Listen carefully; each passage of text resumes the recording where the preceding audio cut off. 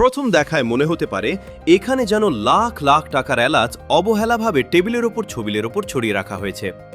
কোথাও টেবিল ভর্তি এলাচ, কোথাও মানুষের হাতে এলাচ, আবার কোথাও কম্পিউটারের পাশেও স্তূপ করে রাখা রয়েছে এই মূল্যবান মশলা।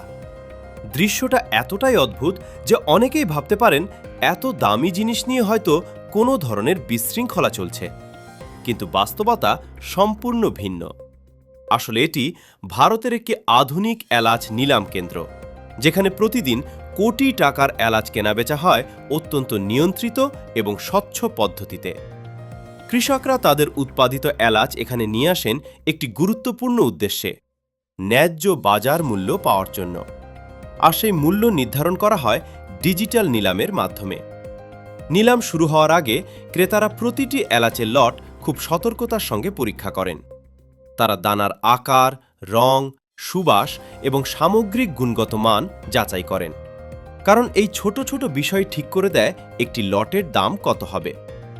সব পরীক্ষা নিরীক্ষা শেষ হলে শুরু হয় আসল খেলা।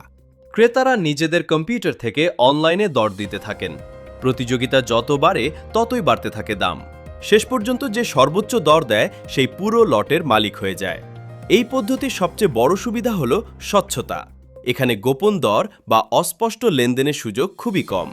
ফলে কৃষকরা তাদের পণ্যের জন্য প্রতিযোগিতামূলক মূল্য পান এবং ক্রেতারাও মান অনুযায়ী সঠিক দাম দিতে পারেন। ভারতের কেরালার ইদুক্কি এবং তামিলনাড়ুর বদিনায়াকানুর অঞ্চলে এই ধরনের ই-নিলাম ব্যবস্থা বিশেষভাবে জনপ্রিয়। বিশ্বের বিভিন্ন প্রান্তে রপ্তানি হওয়া বিপুল পরিমাণ এলাচের মূল্য নির্ধারণ হয় ঠিক এই কেন্দ্রগুলোতেই। তাই চারদিকে ছড়িয়ে থাকা এলাচের এই দৃশ্য যতই অগোছালো মনে হোক না কেন, বাস্তবে এখানেই প্রতিদিন নির্ধারিত হয় লাখ লাখ, কখনো কোটি টাকার এলাচের বাজার মূল্য।